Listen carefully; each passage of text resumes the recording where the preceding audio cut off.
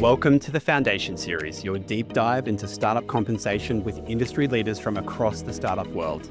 Join me, Matt McFarlane, a people operations leader turned compensation specialist, as we uncover the strategies and practices driving success in tech startups around the world. Hear insights from heads of people, founders, and experts as we explore how to build robust compensation frameworks that not only fuel growth and retention, but do so in the dynamic startup environment that we all know and love. Let's get into it.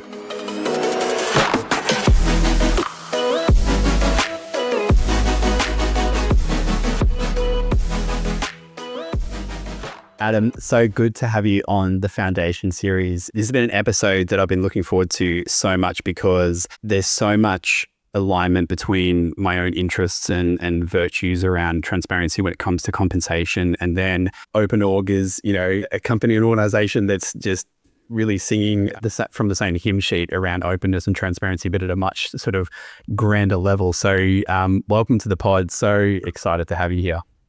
Well, thanks for having me. We've been fanboying over you from the other side of the world since when we launched OpenOrg, like looking at some of the work you've done previously before doing what you're doing now as well. So yeah, it was awesome to connect properly over a pod and have a chat around comp and transparency and everything else. Yeah, I appreciate that, mate.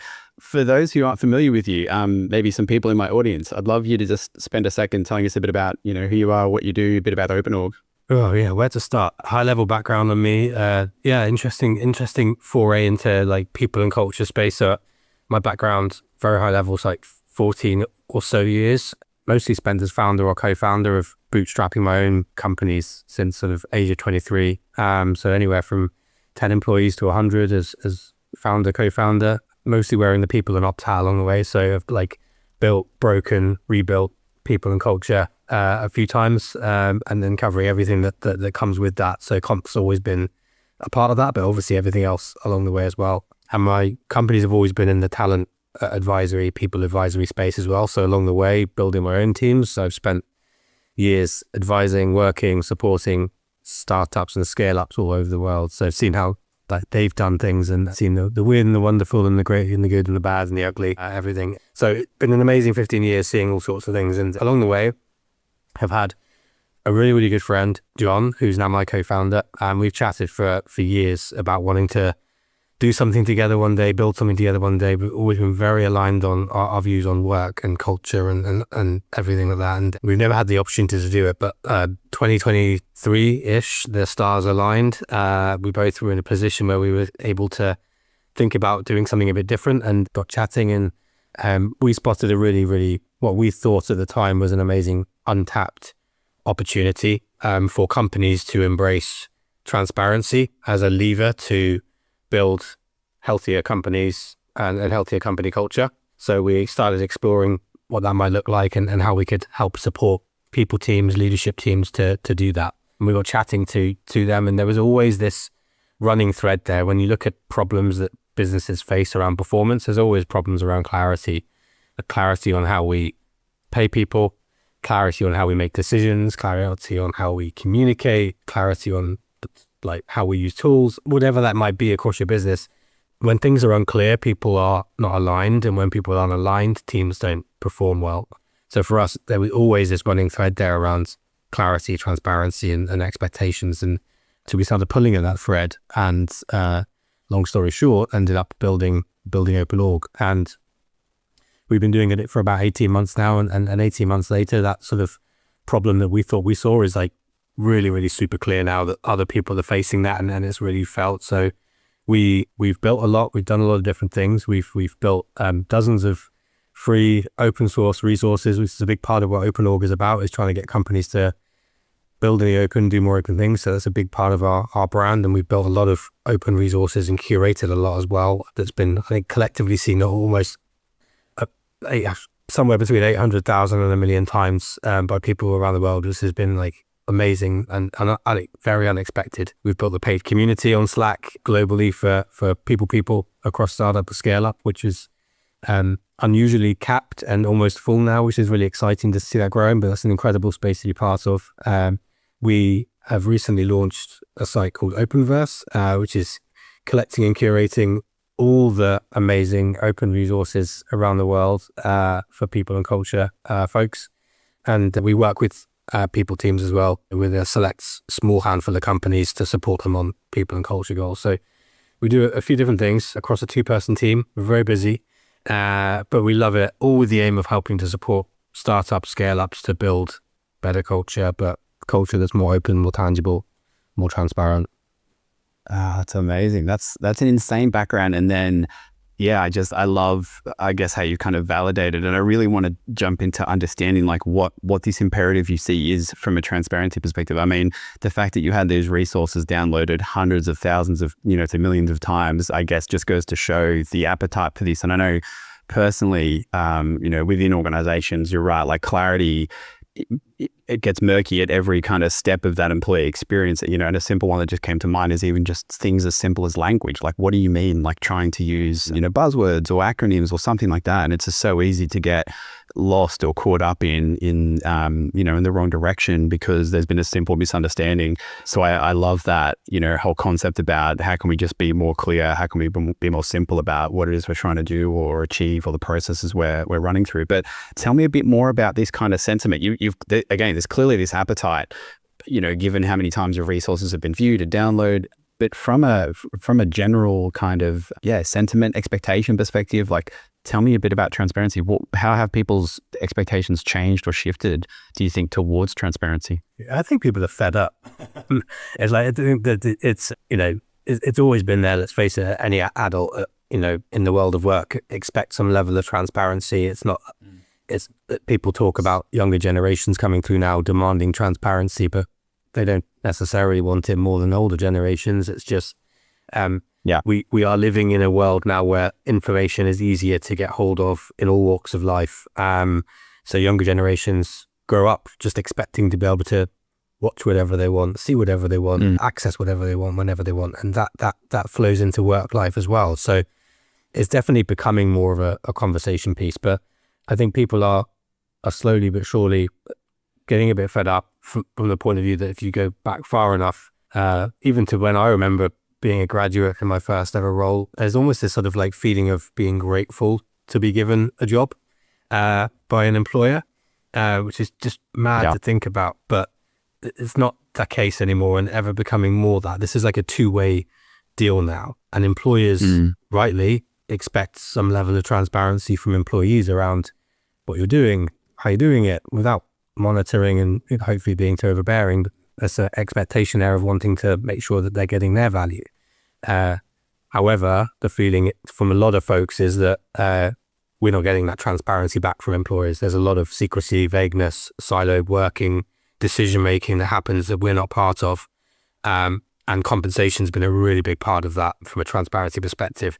I've seen that going back years. My background is more talent than people. So where I've seen it heavily is on the sort of hiring talent, candidate experience side, in recruitment at that sort of very sort of early stages of people joining companies. And it's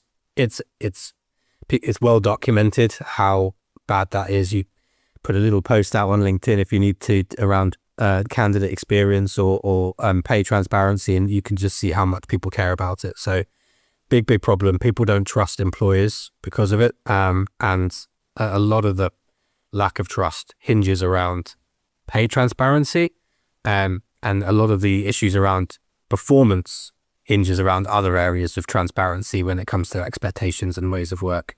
Yeah, I think you hit on some really key points there, and there's a lot of research that I read to your point around the fact that older or more established, people who are more established in their career don't necessarily want any less transparency. It's that they've had a whole career to piece together how this stuff works. And so it's less of an imperative for them because they know that, most companies, if we talk about pay, most companies review their pay at least once a year. They baseline understand the mechanics of how it works and why and things like that.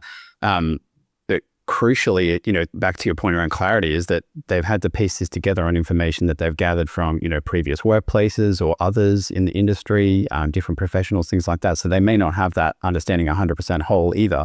And so by being able to, be transparent, you kind of help just set the record straight, not only for those people who are familiar with those common workplace practices, but those who are coming in and for them, it's their first time and they have greater expectations around it. So it's not that sort of older people don't want transparency, it's that they don't think about it as much because they've had that experience compared to younger people.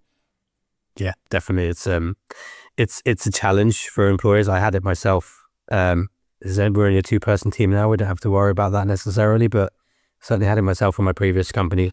Younger generations, you hire, you see that expectation, but you also see the need to not educate, but to help inform folks. Like, this is actually how it works behind the scenes. These are our workings, rather than just showing them the what. And that's something that sort of fed a lot of my thinking around how companies can help improve in this space. And you mentioned, in your intro that this isn't your first time building your company. You've employed teams, you've had smaller, larger teams. What role has transparency played for you in those times? Like, what have been the times where you've gotten it right, maybe the times where you've gotten it wrong, that have kind of helped you form this impression that you have now around how we can champion it for organizations and workforces? Yeah, I'm like weirdly quite sheltered in some respects from this. So I've come at this from like a really lucky position. I've worked for a big corporate for my first 3 years of life as a graduate. Honestly though, it was a good experience. I enjoyed it. I only left because I came up with this crazy idea that I was going to go build a business, make millions and sail off into the sunset, and I didn't. But in the early days, when I literally had a very, very small team of anywhere between one to 3 people, you tend to be fairly default transparent because you're desperate to have someone to talk to and work with and share things with ultimately. So that just is a default thing, and you tend to share whatever you need to share and whatever, helps you grow as a team. In my last business, which like grew really, really quickly post-COVID in that sort of crazy 2021 bubble, that was a really interesting experience. We were default pretty open. And one of the reasons that actually inspired me to do that was I'd spent some time supporting a tech startup who had an open handbook on this thing called Motion, which I'd never heard of at the time, honestly. Like, I'd not really come across it much. And I was like, this is incredible. It's making my life as a recruiter the easiest thing in the world. I can send this to a candidate. They get everything they need. They don't have to do anything on the interviews. Like, they know everything. There's no questions. Well, anyway, this really inspired me. And I said to my co-founder at the time, like, we should have one of these as well. Like, we're starting from scratch here post-COVID, like, let's build this thing. So build a handbook. And again, it was just default transparent because we started from that starting position of getting everything documented and shared. So we had our salary bands on there. We were a small business trying to work it out. I'm not a comp expert either. I've probably improved at it since then, but we didn't necessarily sit there and we didn't do formal benchmarking necessarily or anything like that. We didn't have access to tools. I don't even think some of the tools that are out there now were even around back in 2020. Not the sort of smaller ones that are more easily accessible now anyway. But anyway, default open, and that really helped us. So it just felt very natural to us. However, there were definitely things that made us realize, okay, we've maybe done this wrong, or maybe done this wrong, that were light bulb moments for us. I think the one example that sticks out to me was we probably hit this point where we got 50 to 60 employees and growing, and had this moment where my people lead came to me one day and said, I want to chat to you about this DEI initiative that I want to roll out to the team. And I had to hit pause and say, we can't do this right now. The economy was starting to look a bit tricky. There was some investment involved in it.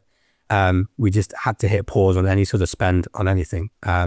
And actually that was something that conversation had been rumbling on a little bit for a few weeks. She didn't know that. And that was my fault. So we'd all gone off growing this business, busy building things that we knew were important for long term, but we hadn't sort of come together and aligned on shorter term priorities and goals. And there was this moment of clarity there for me to sort of say, actually, we need to do something about this. We're not clear as a leadership team. We're not aligned. So not compensation, but like this moment of like, this is an error and we need to do better when communicating as a leadership team, so we're not wasting our time. So anyway, you learn these things along the way as you grow and make these mistakes. And that led us to look at implementing our own version of OKRs and trying to pull that sort of that goal setting framework together a little bit. And yeah, great fun, but you make the mistakes along the way as well. Yeah, and you're right. It's so important to have the context of why things, can or can't happen as an organization, because, I mean, I don't need to tell you, but, what happens to the void of information, or when there is a void of information around why something has been made, is that people tend to insert their own narrative around it. And so the challenges that can come from that when that's wrong, especially on a topic that at the moment in particular is incredibly sensitive around DEI and just, whether or not it's something that the company values as a result of it not taking those steps, or actually the context is completely different and we understand why, we're going in the direction that we are, and there's no sort of question about it. I love that from the employer side.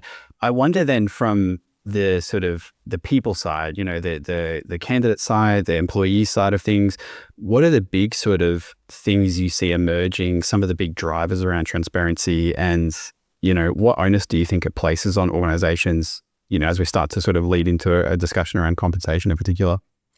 Yeah, and there's links, compensation just links to so many things as well. And again, once you start pulling at that thread, it's like this sort of dominoes effect, isn't it? So one of the biggest places that we spend our time with companies, and again, this is driven by feedback from employees and from people largely, is performance.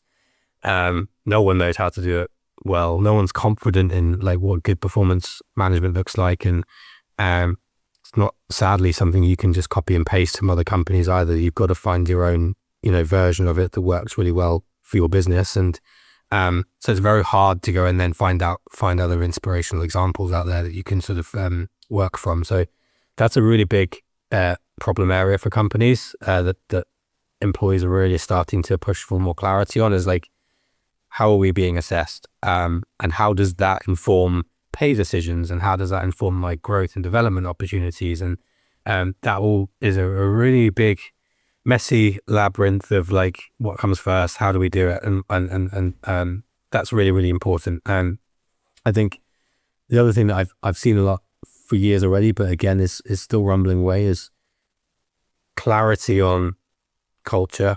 It's such a vague word to so many companies, but effectively by culture I mean like how we work here. And for years, and it's always been the same, I think, but no one really truly understands how we work here from an external point of view before you join a business. And it's very hard to actually work that out. There's a handful of companies that do this really well, or as best as they could. But generally speaking, clarity around expectations, clarity around how we communicate, how we collaborate, how we do our best work together, when we work, where we work. Companies don't do a very good job at communicating this, and what happens is people join, find a few surprises under the desk, as it were, when they start settling in. Sometimes it's okay, other times it starts grating on you, but before you know it, it's like, okay, I'm going to look for something else. And that problem with like early attrition isn't just a problem for candidates and their careers, it's a big problem for companies, and that's something that isn't going away. Where do you think that onus within the org lies when it comes to ways of work? Because I reflect again on my own experience, and I think, the best companies that I've worked for who have had this well-defined have been remote companies, because I think they just have to be well-documented and excellent on expectation setting, because otherwise you just have these huge gaps and you can't absorb that, way of working organically in the office, right? So, where do you see that responsibility lying? And, where, I guess, what are some of the hallmarks of it being done well that you've seen? Yeah, I fully agree with you. And I think you've had exposure to this as well. Like when we've looked at it, it tends to be remote companies tend to get a better reputation for this, or certainly around how clear it is, because they have to document, they have to make sure information is accessible to people across time zones without waiting for someone else to be online and everything like that. So you design that, and that is our belief, is this can be designed. It's not just something you just leave to happen, and you can leave it to happen, but it'll be a mess. But so our belief is you can design it. Our belief is you should be designing it together to a degree, and co-creating where you can. Like it's everyone's responsibility to live and breathe that. However, our advice is always, it needs to come from the top, not just like, hey, we're going to set the values, but too often we come across companies who are trying to design ways of work around what their employees would like, rather than what their business needs. And as corporate and like business hat as it might sound, everyone's trying to run a business to make it successful. And then if it's not, then they're going to find it very hard to employ people and keep people in jobs. So if you want it to be a success, you've got to work out, what do we need? How do we need to work? And quite often that might involve bringing the employees in to think, like, ideate, to help contribute to what they see as their best ways of working together. So there is a co-creation element, but again, ultimately you have to design it around what the business needs rather than what people want. And there's a bit of a balance, but it's got to be the former first.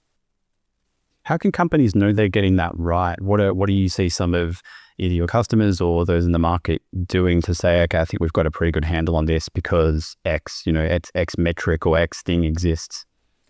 Yeah, it's hard because there's so many tiny variables and factors that might contribute to that. You could point to any number of things. Some people might argue that, okay, we know we're doing well because our revenue per employee metric is incredibly high and we're doing incredible stuff with an incredibly lean team. So we must be performing, at a high level. Others will look at employee happiness and feedback and say, right, the team's happy. So we're doing a good job and revenue's okay. Like, it could be better, but like, people are happy and on balance, we enjoy what we're doing.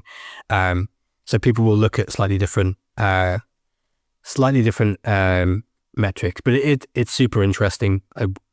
We talk about the happiness thing a lot, and I end up sounding like the Grinch because I sort of make it sound like I don't want people to be happy at work. But we spoke to a CEO at a well-known remote startup scale up a while ago, incredibly healthy company, bootstrapped, profitable,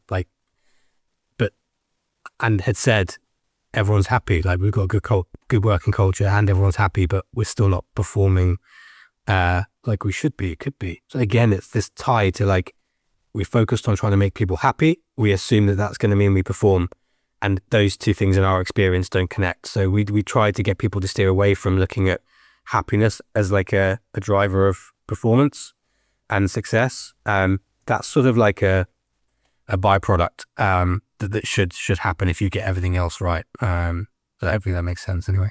Yeah, no, I think you're right that there's this you're looking for the overlap in the Venn diagram between the things that your people want and their preferred ways of working. So hence why flexibility, I think, is such a hot topic, right? I think people look at this sort of remote versus in-office debate, and I think I certainly say this a lot on LinkedIn. Like, I think a lot of people are missing the point that it's actually about being able to choose how I work that's going to be most effective for me and therefore for the organization. And I think it's finding those overlaps between what the organization needs and what's going to help it be more successful, because you're right, at the end of the day, we're here to make money, and money in a lot of organizations is a metric for our ability to deliver on the mission. And so it's like, how can you find something that's going to hit both rather than just focusing solely on something that satisfies your people but may not actually be really helpful for the organization and helping it achieve its goals? Sadly, as an employee, you're ultimately trusting that if we make more money as a business, we'll get paid more, we'll get better benefits, better perks. Sadly, it is reliant on whoever's at the top actually doing the right thing with that extra money and not just pocketing it themselves. So that obviously will happen, and that's not going to be great. But generally speaking, the idea should be, we do better, everyone does better. And there's some great examples of companies that are trying to do that in the right way. I liked that you were talking about performance earlier in terms of one of the key focus areas. And I know that particularly since that sort of initiation of that, in particular the tech downturn, which is probably the most public sort of, example or showcase of a trend in the market, is around organizations expecting more efficiency, expecting more, performance, more output, things like that. And so performance as it relates to people has naturally just been an important topic for organizations and people teams. When we talk about the role transparency plays in performance, and again, I'm really keen to hear, like, what are companies that are doing this well? What are those traits look like? What are you seeing? What things can our audience replicate within their own organizations that work really effectively to help that be a robust process? Well, this is a hard one because no one seems to have a good answer for it. I've got views on what's worked well for me before, but I'm very quick to point out to people that was in a very sort of specific context that wouldn't translate well to another company as well. But generally speaking, there's some things that people agree are good traits for what healthy performance like assessment looks like. The one trend, as it were, that people seem to be really keen to keep pushing and exploring, which I think is really great, is trying to take performance assessment away from being like a once a year snapshot to continuous feedback with maybe some slightly more sort of formalized 6 monthly, quarterly check-ins and reviews and stuff. So some companies who have tried to do some cool things around that, like the larger end, got people like Adobe. That's been well documented with them scrapping performance reviews as a really big org to do that. That's quite a big move. And they moved to more of a continuous check-in type approach, which has worked really well for them over the years by the sounds of it. And then you've got companies at a much smaller sort of scale trying to really play on the continuous feedback thing. And that is hard because it's not just a case of building good structure around your performance reviews. It's also about building really good muscle as a team on how to give and receive feedback, which again, no one feels like they do well. Not many people who can comfortably say, yeah, I'm really good at giving feedback or receiving it. So that's something you have to practice. And there's a company called OpenOrg, which I talk about 5 times a day at least. And most people have probably seen their handbook by now, hopefully. But anyway, they talk about feedback on their handbook and the fact that they get together regularly as a team and they spend that time, everyone practicing feedback together as one team. You can't do that in a big organization, but there's some really cool stuff that people are doing to try and fuel that move towards not really needing formal performance reviews, and ideally always knowing as an employee, where am I now? What's my next step? How do I get there? Am I on track to get there? And then when you do get there, there's no surprises. You know what's coming. It's a bit of a tick box exercise without the fluff of the performance review around it. So anyway, that's like, I think generally speaking, that is an approach that could be adopted by companies of all shapes and sizes. And it's definitely something that people are trying to move towards, but no one really knows how to do it well.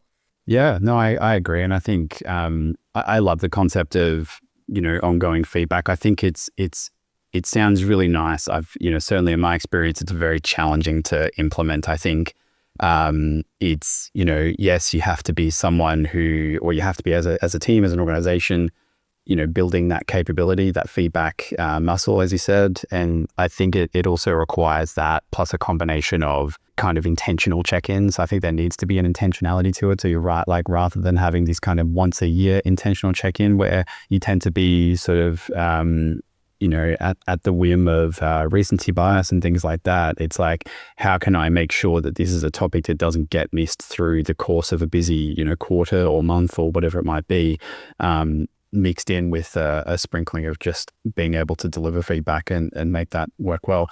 I'm curious about your point around like no formal performance reviews. And I think, again, I'm going to like lead into comp here because I think compensation, in my experience, for companies that have a pretty robust comp practice tends to be quite formulaic, right? Like your performance was X, your pay increase or your bonus or something is Y. How do you find those two concepts working well together, or maybe they don't? Like, what are you seeing in the market or from customers or whatever? Yeah, I'd caveat what I'm about to say with also the fact that the work we tend to do with companies right now via OpenOrg tends to be what I would class as like startup, scale up. So our sweet spot we work with some slightly larger orgs here and there, but generally speaking, it's the companies up to maybe 500 employees, something like that.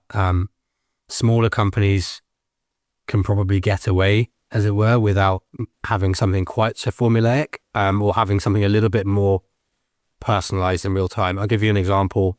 Again, previous company, 100 or so employees, we didn't do like one time a year comp reviews pay reviews, performance reviews, everyone had their own goals that they were working towards. And when they achieved those goals, they're promoted or they got their pay rise, which I know is messy in a larger organization. Anyone who worked in a compensation team is probably like sweating at this, but like it was fine for us at the level and the size we were at. Like we were in this place where any given month, you might have a couple of people who are given a pay rise or a promotion, and they've been given that when they've earned it, rather than actually earning it 5 months before and having to wait 5 months to finally get that pay rise or that review or whatever. So I'm a big fan of that. It won't work in every company, and I know that. But I think that's where you can decouple it a little bit.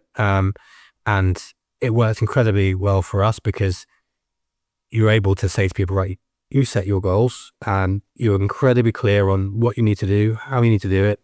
We put a lot of focus on making sure those goals are as tangible and black and white as possible so that there was no gut feel around that performance process. And it was all about you. So there wasn't a big pot of money at the end of the year. We didn't have to sit there and work out how that was going to be spread and spent across the team. I know that's a big thing probably for larger companies, I would say. It's trying to work out how do we use a pot of money to compensate certain performers. Whoever performs got rewarded, and that worked really well in a small company, but I know that doesn't in a large company. So you do need everything you've just said. You will need to sort of have something a little bit more formal, I would suggest. Yeah. But I guess the key points and the traits that I'm hearing is that people understood what that North Star was for them, and they understood what was at the other end of it, and they kind of, it was all very clear, it was all very straightforward, there was no kind of guessing, there was no uncertainty, as sort of the key traits to look at, canvassing or incorporating within those practices and how they relate. I think that I get one of the big headaches with performance when we speak to companies, it's all around that calibration piece and trying to also then work out like who gets a slice of what pie at the end, and that's where people are often scratching their heads and unhappy because it's not about who doesn't get that pay rise. It's about how can you show me the data or the workings out so that I know why Matt and that team got a pay rise, but I didn't, because in my view, that all those conversations that happen underneath, companies can't answer that because there's nothing really solid that they can share, and if there is, they're not prepared to share it. So yeah, great points. I think that's a really good segue into just pay transparency in general as a topic, which is where I'd love to spend a bit of time now. But maybe let's start like what, I meet people all the time that have different ideas of what pay transparency is. I'd love to start with, your understanding of it, help us understand as an audience, or at least make sure we're talking about the same thing, speaking about clarity. But what's pay transparency from your perspective? I had two answers here, which I think sort of maybe guide what you do as a business. One is like your personal definition as a founder or a CEO or whoever's making that decision. Like you're going to have your own personal compass, I think, that defines what you think pay transparency is. For some people, like let's use a classic example, Buffer. Clearly, pay transparency to them is being incredibly open and sharing my salary as a CEO and everyone else's, etc. Others will be a little bit more closed, and that's okay. Like it doesn't have to be a problem. But the other answer is also it's dependent on the laws, the regulations, as a minimum bar for the place you're in. UK has very little in place around specific pay, and obviously we know globally that there's all sorts of laws and regulations coming in. So in theory, definition of pay transparency is whatever is in place legally in your country. You've got to abide by that, and that is, whatever that might be, whether you're in the EU or the US or wherever. But then I think on top of that, you layer on the personal belief. So you've got this opportunity to level that up and say, actually, you know what, we could meet this, but actually, I believe we should do this, and that's where it becomes a little bit trickier. Yeah, I'd agree. I think there's definitely, and then this is where I, work or discuss a lot with people and startups is, transparency is that kind of two-tiered approach. It's what you're legally required to do on the pay transparency front is that sort of minimum, that floor. And then it's what's actually going to work best for us as an organization. To what degree do we want to be transparent about pay? And I think that's a really critical point, because so often I hear people go, "Oh, pay transparency. We wouldn't, we couldn't possibly have that where everybody knows everybody else's salary." And it's like, well, it doesn't have to be that. It can be, the step before that, where just the individual knows what their salary should be as, determined by the company. So it's really this spectrum. It's really, like you said, this kind of context of what's the legislative environment, what's the cultural environment, the strategic environment, those sorts of things that help you kind of land on your position.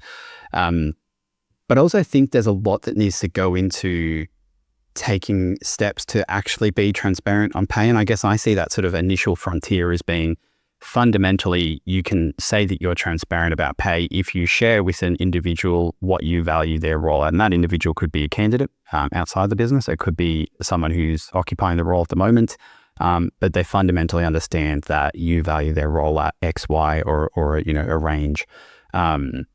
But what do you think are some of the conditions that companies need to have in place to take a step like that? Because it's really not as simple as switching on a tap, is it?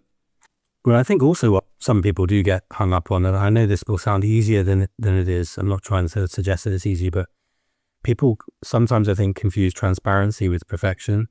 Being transparent doesn't mean you have to be perfect or have to do everything well. So my view is always like, share what you do. If you can't afford to pay for all the fancy benchmarking tools and platforms and data because you're a really small startup, there's still things you can do to be better than doing nothing. There's free data and sources out there, and we know they're not going to be perfect, but you look at enough of them, pull together an average, it's not going to be perfect. But if you show people you're working, give them a good solid feel for what you do to try and go through that process, then that's a lot better than nothing. And that is received so much better than not sharing a thing. So again, I always try and sort of say people, try not to get too sucked into the idea of perfection when it comes to pay transparency, because people don't necessarily, it's important, but you can only do what you can do. I think in terms of some of the key groundwork that needs to be in place, and there's got to be some data you can point back to, or some process you can point to say, this is how I've worked out this salary or salary band for this role. And there's no excuses for not having something in place there. And I reference this a lot as a recruiter who's worked on both sides of the fence, and a business owner who's hired for their own team. Like, there's always a budget. There's always a figure that you talk about when you're hiring that you get from somewhere. There's never an excuse not to talk to that to a candidate about that. So whenever companies say like, we don't have a figure, like them, there's always one. There's always something there. So anyway, having some basic foundations in place from a data point of view, really important. Having, if the laws that you're working to require you to share something on a job advert, you've got to make sure you've got the right things in place so that when you do share that, your internal team members aren't going to get a shock and complain. And so it's a case of trying to work out if all of this was leaked tomorrow, what would the reception be from our employees? And you sort of build back from there and work out what you need to have in place to make sure you're comfortable that you can then go and share it. Yeah, I think that's so critical. And there's a few people I've spoken to who have this test that they call the printer test, which is probably less relevant in today's environment. I don't know how many places have a printer anymore, but if someone were to pick up a sheet of paper with everybody's salary on it, would you be embarrassed? Wouldn't you? Could you explain it? Could you, help people understand why someone's paid X and somebody else is paid Y? If that logic is there, that's really the first step in building trust with your people, is just documenting that and helping them understand. And it's so often it's I have a similar conversation with people. So often it's just about, dot pointing the stuff that you already do. Don't worry about, trying to be too strategic about it and things like that. I think that's important by all means, but that first step is going, hey, we review pay once a year if that's what you do. And it tends to be, this time of year, and here's the basis upon which we evaluate it. Just giving people that sense of understanding is incredible for building trust and giving them a concept and an understanding around how you view pay and what's important to the business. But it also takes a real lot off your plate from a people team, because you get these questions anyway. And I think increasingly so, as you mentioned, because these younger generations are coming in, and, Gen Z have that expectation, and you better be able to, explain and stand by what it is that you're paying, because they have the expectation, and they're not afraid to dump an employer if they don't feel like they've given a good enough rationale for why they've chosen that number. So it's a very changing dynamic, but I also think, as you mentioned, that bar is pretty low, and it's not hard to get started. You don't have to boil the ocean, and I think you just have to do it knowing that you need to be prepared to have a conversation about it, because people will challenge it, invariably, and I think you just need to be prepared to defend it, and you need to be prepared to change it if you actually realize that you don't have a coherent reason for why you do a certain thing that you do. Yeah, it's again, I use my last company as an example. We had transparent salary bands on our handbook. It was a simple model that we had in terms of like the type of business we had. So 90% of our employees were in one function, as it were. Made it a lot easier for us to do this. But we didn't have access to platforms, data. Our data was like sourced for free by us, by looking at competitors and everyone else in our industry. So we had a really good understanding of where we sat. We couldn't necessarily say to someone, we pay X percentile, but based on market rate, etc. But we knew that we weren't paying the highest. And for a long time, I was doing first stage interviews, and one of the things I would say on every single interview was, we can't pay you what other people are going to pay you. Like, don't join us if money is a big motivator. It can't be the motivator. We'll pay you well. We get everything else that comes with flex and all that sort of stuff. But we knew what we could and couldn't offer, and we lent into that and wore that, and we were just open about that as best as we could be, and it worked incredibly well. As well as also just having very tight bands, making sure that we never went outside of those bands for anyone. Like, if they were outside, they weren't hired, and we stuck to that, and that again worked incredibly well for us. So there's things you can do around that imperfection to help solidify it, I think. Yeah, and I think you're touching on something that's really important that kind of comes hand in hand with pay transparency, is that you have to have a bit more of a focus around pay equity. Talk to me a bit about, where you think that onus, I guess how that onus starts to apply more so from a pay transparent culture perspective, and I guess how companies can start to take steps in that sort of front. This is harder to unravel the longer you wait. Again, and I say this as someone who's been very lucky because we started from the ground up. We didn't have to unpick a lot of problems with inequity across the team, which again is super, super helpful, but like great that we did that, I suppose. But this is the biggest headache, one of them that we hear when companies sort of are a bit anxious about taking this step, is like, we know we've got employees in teams who are over the theoretical bands that we've got, and we know they're not going to come in, and we know we've also got people under those bands, and if we lift them all up at once, we're going to go bankrupt.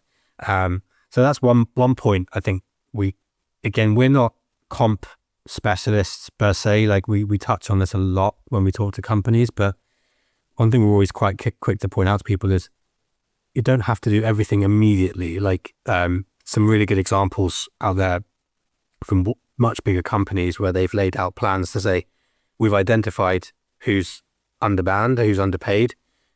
We set a 5-year plan in place to get them back to where they need to be.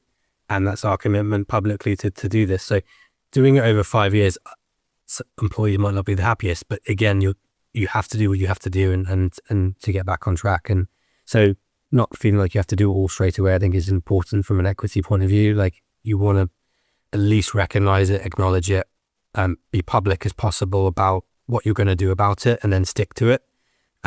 You won't please everyone, but you'll please a lot of people, and build some kudos in the process as well. Yeah, I think the key point there really for me is like, don't let it be something that people have to discover for themselves. Like, everybody talks about pay to co-workers now. I mean, Australia was, I think it was only last year or the year before that the pay secrecy laws were banned or outlawed. But generally across the world, and even if it is outlawed, people are chatting about pay.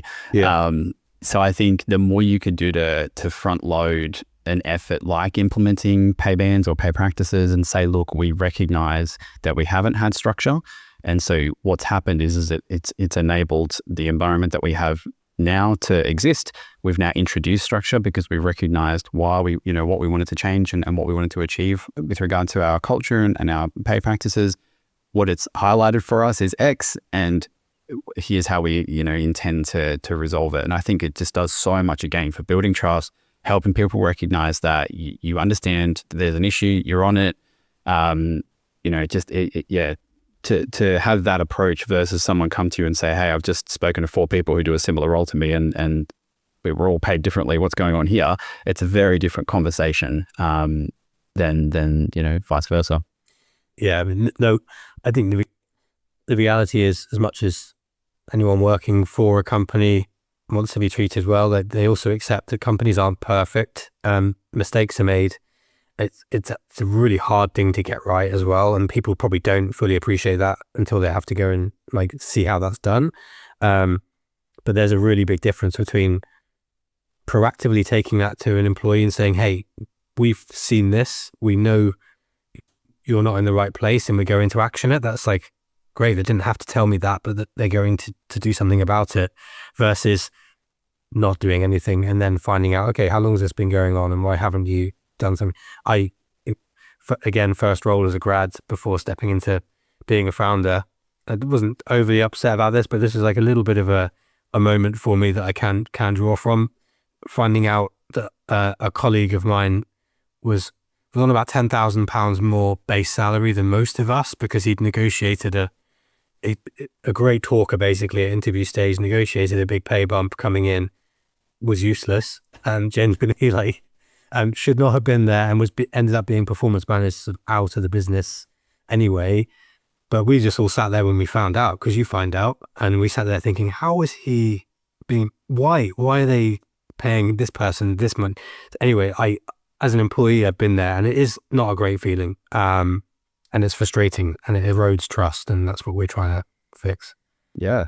And I mean, at the end of the day, pay is there to incentivize. And what does it tell people who are performing when they know their underperforming colleague is being paid 10,000, pounds more than them? Is that being, having a gift of the gab is valuable to the company, but, your performance is less so. And it's incredible, especially when it, results in those outcomes. It's insane, isn't it?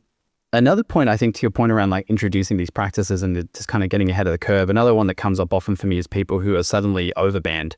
What do you tend to be? I think, I'm assuming it's a similar approach here, works well as, transparency is the best sort of course, but what do you tend to recommend for organizations, or how do you see them handling it well when someone is suddenly above this newly installed band, as your, ex-colleague might have been? Yeah, we, again, equally as hard to resolve, because the reality is you're not going to suddenly go and say, hey, we need to cut your salary by X. That one of the nicest ways I've seen it done, again, gradually over time, is if you are working with this broader pot, as it were, that you can distribute at the end of the year, or however you do it, is first identifying who's under and who's over, prioritizing more of a weighting towards those who are under, and capping how much those who are over the band, how much they can earn.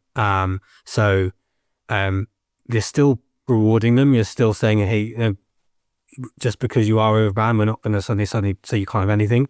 But you're capping how much they can get. So over time, you do it for long enough, you can start to close that gap. And again, in its own way, that's fair as well. It's not their fault necessarily that they're over band. They've got, bills, etc., that they're having to pay, and they're used to that. Suddenly trying to remove salary from them is gonna not particularly be fair on them too. So it's a really hard one.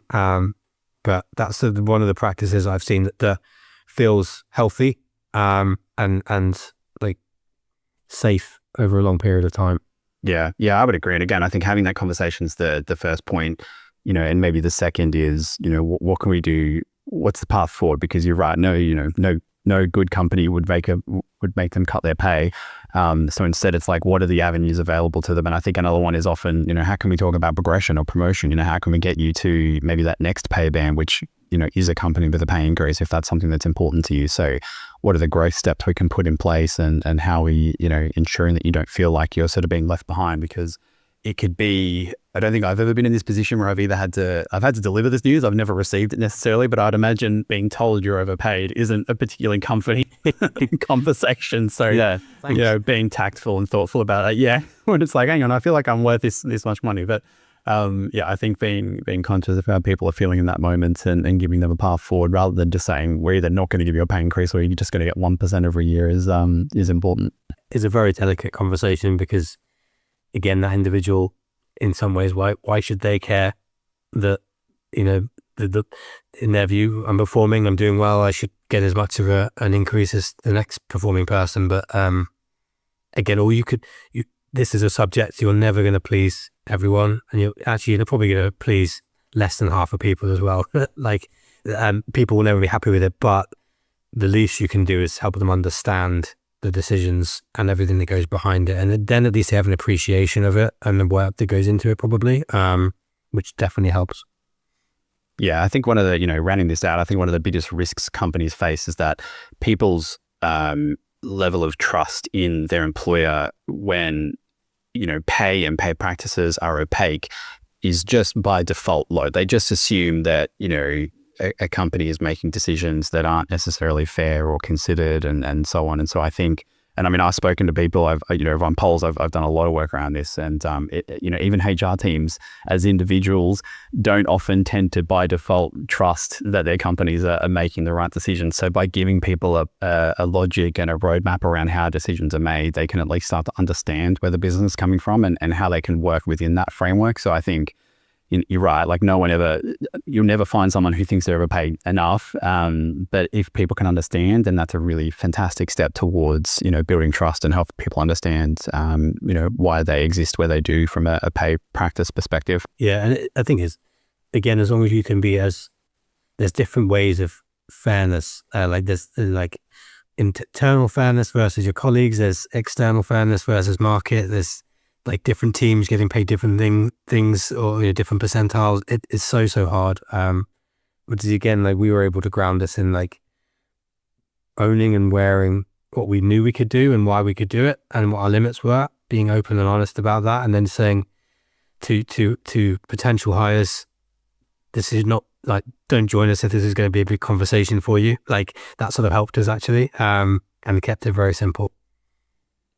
Yeah, and I'm sure it does a great job of just helping set expectations from the start, right? We're not wasting anyone's time. You're in here for these reasons versus, just purely pay. So it makes it an important foot to start off on from a new employment relationship, that's for sure. Mate, this has been great. I appreciate it. We've covered a lot of different things: performance, pay transparency, all sorts of, things in between from a transparency perspective. What would be your sort of parting words of advice for companies or heads of people or whoever that are sort of wanting to start out on their transparency journey in whatever realm of the employee experience? Wow, go speak to Matt. Just it can be a really overwhelming thing to think about, particularly, again, in the space that we're in. If you're a startup, scale up people team, you're probably a people team of one. You haven't got a total rewards compensation benefits team, separate to yours to do all this work. So where do you start? It can be really overwhelming.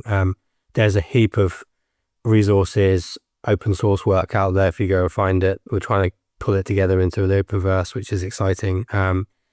But lean on peers, lean on network, ask questions, seek help. People are always willing to give it in that startup scale up space, and don't make it bigger than it needs to be. You can break it down to baby steps that will take some time, but step by step you can get there, and it doesn't have to be rushed, and you shouldn't rush it either.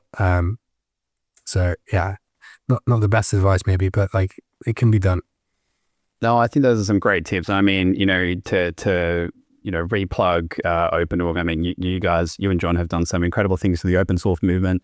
I think, don't reinvent the wheel. There's so much incredible work out there that you can, adapt and evolve to meet the needs of your organization, the makeup of your organization. So there's, things that have been viewed 800,000 to 1 million times on your website. So they're obviously helpful. And then there's obviously, as you mentioned, using peers as your community. If people are looking for others that are going through the same journey. And of course, if they're looking to get really educated about it, there's those sorts of pathways for people as well through OpenOrg. So, mate, I appreciate it. Thank you so much for your time, especially this time of night in the UK. Yeah, appreciate it so much. All good. No, thank you so much for inviting us on, and yeah, it's awesome to connect. Thanks for joining us on another edition of the Foundation Series. Make sure to head over to our website to subscribe to the Foundation Series for monthly editions featuring future interviews on startup compensation. In each edition, we'll explore the different strategies, trends, and challenges faced by startups around the world. If you have a burning topic you'd like me to cover or a standout guest that you want to hear from, drop me an email so I can dive deeper into the compensation topics that matter most to you. Join me next time as we continue to uncover the strategies and practices driving success in global tech startups around the world. Thanks for listening.